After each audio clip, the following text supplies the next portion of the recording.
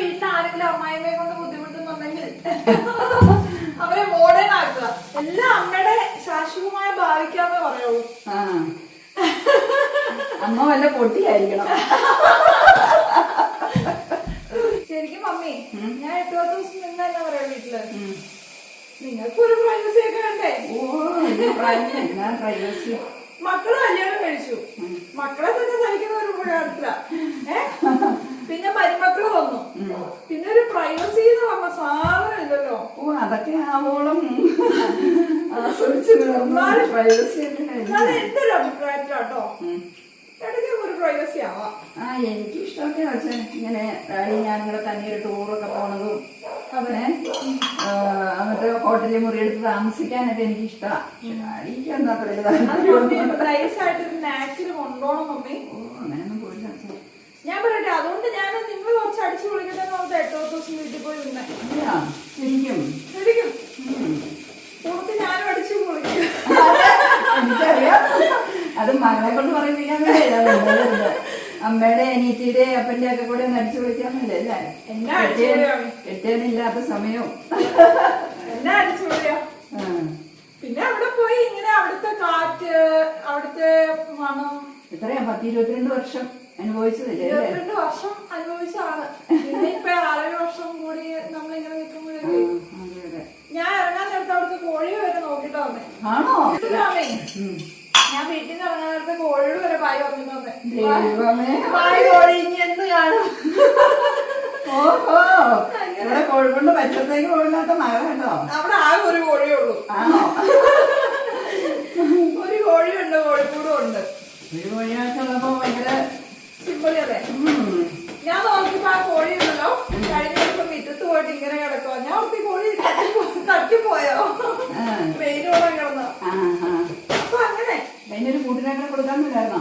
അതുകൊണ്ട് അടുത്ത വീട്ടിലെല്ലാം കോഴിയുണ്ട്. ആണോ? അപ്പൊ ഞാൻ പറഞ്ഞങ്ങനെ ഞാൻ ഇങ്ങനെ ആലോചിക്കും, ഒരു കേക്ക് എടുത്ത് ഈ കോഴിയെ വരച്ചാലോന്നൊക്കെ. പക്ഷെ അങ്ങനെ കോഴി തിന്നണ്ടേ.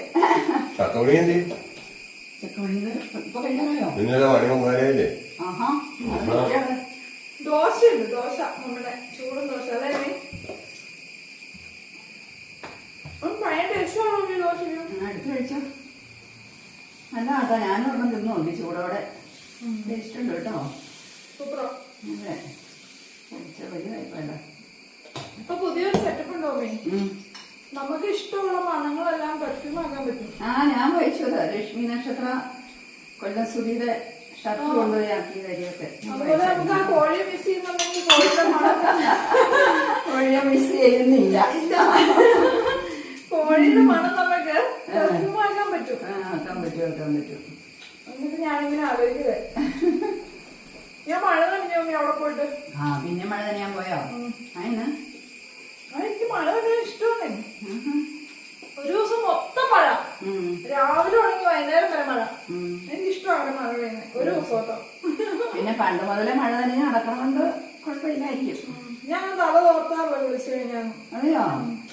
എനിക്കൊക്കെ ഉണ്ടല്ലോ ശകലം വെള്ളം തല വീണ് അപ്പൊ ജലദോഷമായി. ഞാൻ വിചാരിച്ചെന്നറിയാവോ? പനി പിടിക്കുകയല്ല, ജലദോഷം ഉണ്ടാവും. ഞാൻ വിചാരിച്ചെന്നറിയാവോ?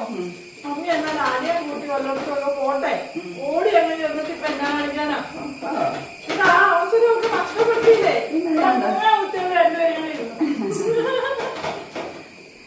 ഇനി അതൊന്നും അത്ര വലിയ തന്നെയുള്ള ജീവിതമൊന്നും അത്ര രസമൊന്നുമില്ല. ഇനി മക്കളും കൊച്ചുമക്കളും ഒക്കെ ആയിട്ട് ഇങ്ങനെ അങ്ങനെയല്ല, കൊച്ചും പേകളും ഒക്കെ ആയിട്ട് ജീവിക്കാനായി. ഇനിയാ മമ്മിയുടെ ജീവിതം തുടങ്ങുന്നത് കേട്ടോ.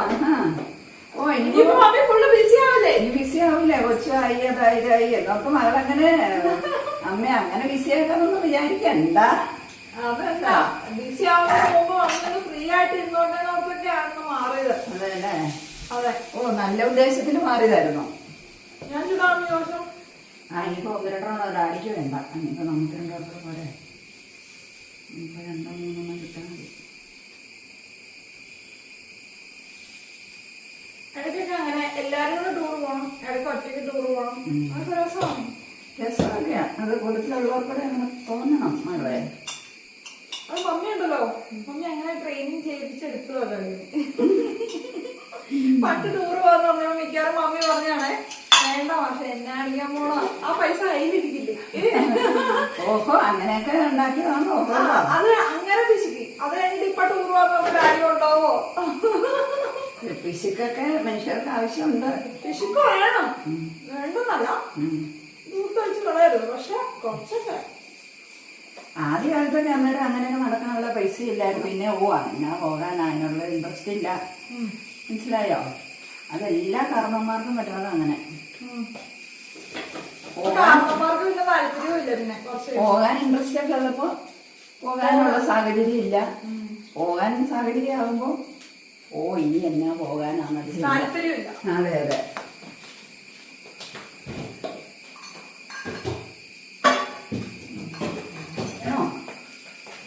എന്നാ ചക്ക ചൂടാക്കിയേക്കാട്ടോ.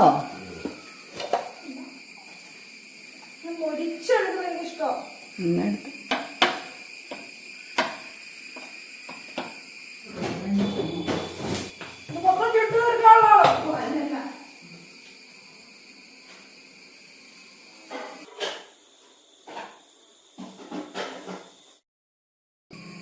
എത്രണ്ണം രണ്ടെണ്ണം തിന്നും. ദിവ്യ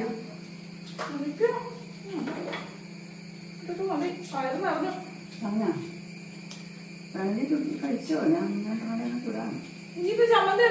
ചമ്മന്തി ഉണ്ടാക്കണോ? വേണോ? എനിക്കും വേണോ?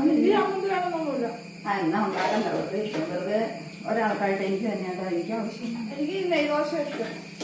എന്നാലും ഉണ്ടാക്കണില്ല. പണിയെടുപ്പായി.